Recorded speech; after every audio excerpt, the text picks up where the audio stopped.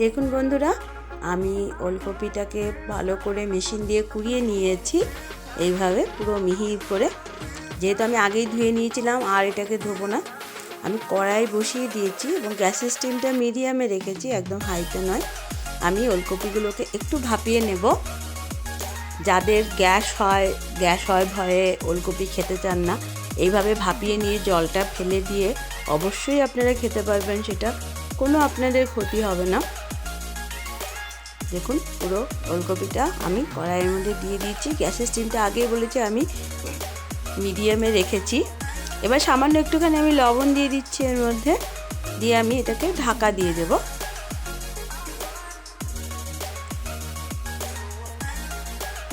দেখুন আমি মোটামুটি 1 মিনিট পর ঢাকাটা খুলেছি। যেহেতু গ্যাসের স্টিমটা মিডিয়ামে আছে, সেটা লাগবে না নিচে দিয়ে, এবং আস্তে আস্তে এর থেকে জল বেরোতে শুরু করেছে। যত এটার থেকে জল বেরোবে এটা ততই মজতে থাকবে। যতক্ষণ পর্যন্ত না ভালো মতন জলটা এর থেকে বেরিয়ে যায়, ততক্ষণ পর্যন্ত এটাকে ভালো করে এইভাবে মিডিয়াম স্টিমে এটাকে রান্না করতে হবে। প্রথমে আমি আবারও ঢাকা দিয়ে দেব। এবার দেখুন আবারও আমি 1-1.5 মিনিট পর ঢাকাটা খুলেছি। আপনারা নিজেরা যখন করবেন নিজেরাই দেখতে পাবেন এর থেকে আস্তে আস্তে জলটা বেরিয়ে যাবে এবং অনেক পুরোটা ওলকপি মজে গেছে, পুরো ভালো সেদ্ধও হয়ে গেছে। দেখুন কতটা জল বেরিয়ে গেছে। এই জলগুলোকে আমি ফেলে দেব এবং ওলকপিগুলোকে আমি তুলে নেব। এবার আমি কড়াইয়ে তেল দিয়ে দিলাম। যে আলুগুলো আমি কেটে রেখেছিলাম ডুমডুম করে, সেই আলুগুলোকে ভালো করে ভাজা করে নেব। খেয়াল রাখতে হবে যাতে আলুগুলো ভালো ভাজা হয়ে যায় এবং ভালো নরমও হয়ে যায়। সেই দিকে তেলটা গরম হয়ে এসছে। এবার আমি আলুগুলো এর মধ্যে দিয়ে দেব।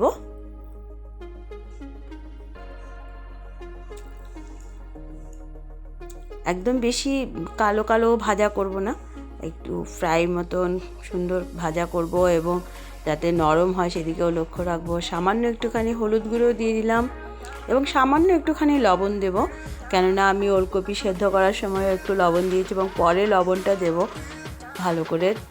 তো অল্প একটু লবণ দিয়ে আমি ওলকপিটা ভালো করে একটু আলুটাকে ভাজা করে নেব। একটু ঢাকা দিয়ে দেবো যাতে নরম হয়ে যায় তাড়াতাড়ি। দেখুন ঢাকাটা খুলে দিলাম। এবার এটাকে ভাজা করছি। দেখুন কেমন ব্রাউন ব্রাউন কালার হয়ে এসছে এবং নরম হয়েছে কিনা সেটাও দেখুন খুন্তিতে চাপা দিলে কাটছে, কিন্তু আরেকটু নরম করতে হবে ভাজাটাকে। তাই আমি আরেকটু সময় ভাজাটা করব। দেখুন এবার সুন্দর ভাজা হয়ে গেছে আলুগুলো। এবার আমি আলুগুলোকে তুলে নেব এবং আলুগুলো যে নরম হয়েছে সেটাও আপনাদের দেখিয়ে দিচ্ছি। এই দেখুন খুন্তিতে চট করে কেটে যাচ্ছে। সুন্দর ভাজা হয়ে গেছে এবং নরমও হয়ে গেছে। আলুগুলোকে আমি তেল থেকে তুলে নিই। এবার যে এক্সট্রা তেলটা আছে আমি এখান থেকে অনেকটা তেলই তুলে নিব। সামান্য একটু তেল রাখবো কড়াইয়ে, বাকি তেলটা আমি তুলে নিব কড়াইয়ের থেকে। এই দেখুন, কেননা প্রথমে যদি বেশি তেলের মধ্যে আমি ওলকপিটা দিই, তেলটা ওলকপিতে লাগবে না, তার জন্য আমি এখানে ফোড়ন দিয়ে দিচ্ছি শুকনো লঙ্কা, তেজপাতা একটা, আর দিয়ে দিচ্ছি 5 ফোড়ন। নিরামিষ একটা রেসিপি তৈরি করছি। নিরামিষ যারা পছন্দ করে নিরামিষ সেদিনে এই রেসিপিটা অবশ্যই আপনারা বাড়িতে ট্রাই করবেন। এবার ভালো করে 5 ফোড়ন এবং শুকনো লঙ্কা তেজপাতাটা লাল লাল হয়ে গেলে আমি সেই সেদ্ধ করে রাখা ওলকপিগুলো এর মধ্যে দিয়ে দেব। তেলটা আমি এই জন্যই কমিয়ে দিয়েছি প্রথমে, কেননা ওলকপিতে জলটা ঝরানোর পরেও একটু জল থাকে। সেই জলটা আমি যদি বেশি তেলের মধ্যে ওলকপিটা দিই, তেলটা ওয়েস্টেজ হবে, ওলকপিটাতে লাগবে না। তাই আমি তেলটা তুলে নিয়েছি, সেটা পরে ইউজ করব। এবার আমি পুরো ওলকপিটা এই তেলের মধ্যে দিয়ে দেব। দেখুন দিয়ে এবার এটাকে মিশিয়ে দিতে হবে।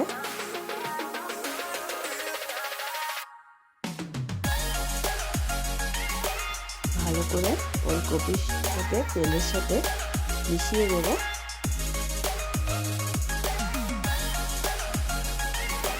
এবার একটু খুন্তি দিয়ে চেপে চেপে ভালো করে এটাকে মিশিয়ে দিতে হবে, যাতে এর মধ্যে যে এক্সট্রা জল একটুখানি রয়ে গেছে সেটা যাতে বেরিয়ে যায়।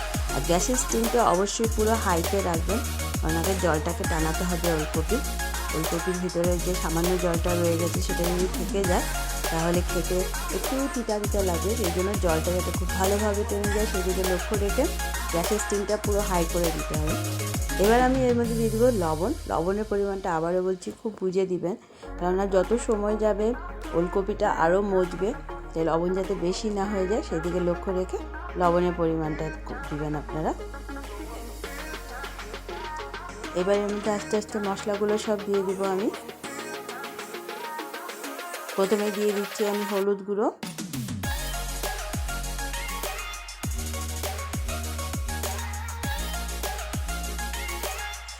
পরিমাণ মতো হলুদ গুঁড়ো দিয়ে দিলাম। এবার দিয়ে দিচ্ছি হাফ চামচ মতো জিরে গুঁড়ো এবং হাফ চামচ মতো ধনিয়া গুঁড়ো।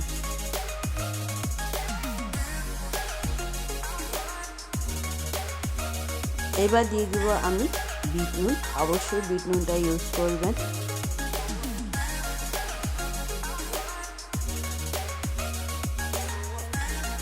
এবার দিয়ে দিব আমি চিনি, যেহেতু নিরামিষ একটা রেসিপি চিনিটা মাস্ট, ভালো না লাগে না দিলে চিনিটা দিতেই হয়।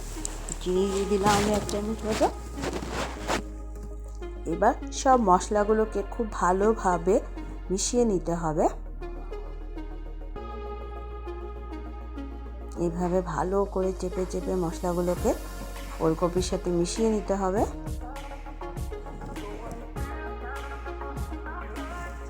অবশ্যই আপনারা বাড়িতে রেসিপিটা একবার ট্রাই করবেন।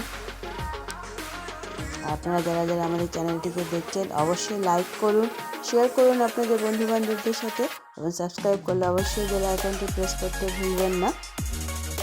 এবার আমি এর মধ্যে দিয়ে দেবো কাঁচা লঙ্কা। এখানে আমি 4-5টা কাঁচা লঙ্কা নিয়েছি এবং কাঁচা লঙ্কাগুলোকে পুরো টুকরো টুকরো করে আমি দিয়ে দেবো, যাতে ভালো মতো ওলকপির সাথে মিশে যায়। রেসিপিটা পুরোটা কাঁচা লঙ্কা দিয়েই হবে, পুরো লঙ্কা এটার মধ্যে ইউজ হবে না। একটু টাইম লাগবে, কেননা ওলকপির পুরো জলটা টানতে একটু টাইম লাগে, তাই পুরো জলটা টানা অবধি এটাকে রান্না করতে হবে। বারবার নেড়ে চেড়ে ভালো করে কড়াইয়ের চতুর্দিকে ছড়িয়ে দিতে হবে, যাতে পুরো আগুনের আঁচটা ওলকপিতে লাগে এবং জলটা তাড়াতাড়ি টানতে সাহায্য করে। যত আপনারা এর জলটা টানাবেন তত এটা খেতে টেস্টি হবে, তো সেদিকে লক্ষ্য রাখবেন যাতে ওলকপির জলটা পুরো টেনে যায়। দেখুন আমি খুব ভালোভাবে মিশিয়ে পুরো কড়াইয়ে ওলকপিটাকে ছড়িয়ে দিয়েছি, যাতে জলটা ভালো করে টেনে যায়। গ্যাসের স্টিমটা অবশ্যই হাইতে রাখবেন এবং একটু পরে পরে নাড়াচাড়া দিয়ে দেখে নেবেন যাতে নিচে দিয়ে লেগে না যায়। যেহেতু গ্যাসের স্টিম হাই আছে, জল টানতে শুরু করলে নিচে দিয়ে লেগে যাওয়ার ভয় থাকবে, তাই একটু পরে পরেই নেড়ে দিবেন যাতে নিচে দিয়ে লেগে না যায়।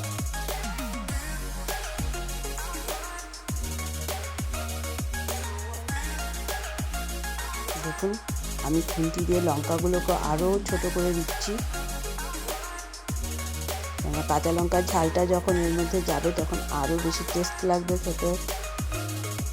ভিন্ন স্বাদের একটা ওলকপির রেসিপি আপনাদের সাথে শেয়ার করছি, আশা করছি আপনাদের ভালো লাগবে। এবং ওলকপি দিয়ে আরও নতুনত্ব অনেক রেসিপি হয়, সেগুলো আপনাদের সাথে শেয়ার করব। শীতের সিজনে অনেক ধরনের সবজি পাওয়া যায়, অনেক ধরনের রেসিপি হয়, আস্তে আস্তে সবই আপনাদের সাথে শেয়ার করব। আমাদের সাথে থাকবেন অবশ্যই। দেখুন আমি এটাকে কড়াইয়ের মধ্যে ছেড়ে দিয়েছি জলটা টানার জন্য, জলটা ভালোভাবে টানুক তার জন্য আমি কড়াইয়ের মধ্যে এটাকে ছড়িয়ে রেখে দিয়েছি। অবশ্যই একটু পরে পরে নাড়াচাড়া দিয়ে আমি দেখছি, আপনারাও সেইভাবেই করবেন যাতে নিচে দিয়ে লেগে না যায়।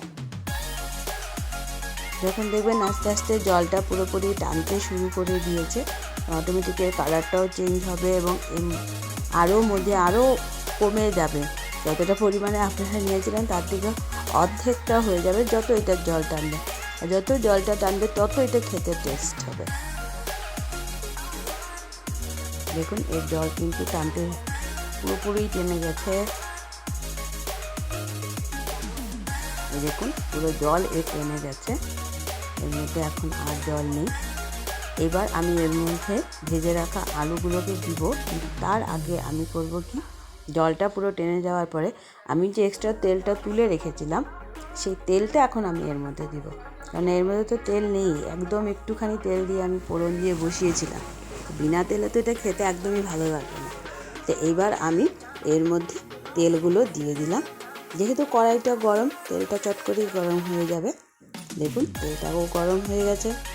এবার আমি পুরো ওলকপিটা তেলের সাথে মিশিয়ে দেব। পুরো আমি ওলকপিটা তেলের সাথে মিশিয়ে দেব। দেখুন পুরো ওলকপিটা মেশানো হয়ে গেছে তেলের সাথে। এবার আমি ভেজে রাখা আলুগুলো এর মধ্যে দিয়ে দিচ্ছি, দিয়ে খুব ভালোভাবে মিশিয়ে নিচ্ছি আলুর সাথে। এখন আমার ওলকপিতে আর জল নেই, যাও একটু আছে সেটাও এখন টেনে যাবে পুরো, যেহেতু আমি আলুটা দিয়ে দিয়েছি, আলু বাকি জলটা পুরো টেনে নেবে। এইভাবে পুরো কড়াইতে ছড়িয়ে দিতে হবে যাতে সব দিক থেকে জলটা টেনে যায়।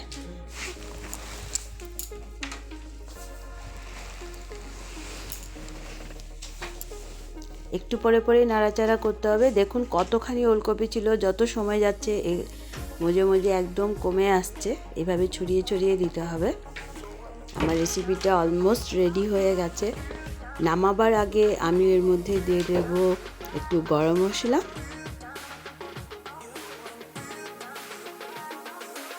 দেখুন আমার বাড়িতে বানানো গরম মশলা 1 চামচ দিয়ে দিলাম। আপনারা ঘিও ইউজ করতে পারেন গরম মশলার সাথে, দারুণ লাগবে খেতে। আমি ঘিটা ইউজ করলাম না, আমি এই জন্য বলে দিলাম আপনাদেরকে, ঘিটাও আপনারা ইউজ করতে পারেন। আমার এইটা পুরো রেডি। এবার আমি এটাকে নামিয়ে নেব। গরম মশলাটা ভালো করে মিশিয়ে নিয়ে আমি এবার এটাকে নামিয়ে নিই। এবার এটাকে নামিয়ে গ্যাসটা অফ করে দিচ্ছি, আমি এটাকে নামিয়ে নিচ্ছি। দেখুন আমার এই ওলকপির রেসিপিটা একদম রেডি হয়ে গেছে। অবশ্যই আপনারা বাড়িতে এটা ট্রাই করবেন, অবশ্যই আমাকে জানাবেন কেমন হয়েছে। আবারও একটা নতুন ওলকপির রেসিপি বা অন্য সাথে রেসিপি নিয়ে হাজির হয়ে যাব। ততক্ষণের জন্য ধন্যবাদ।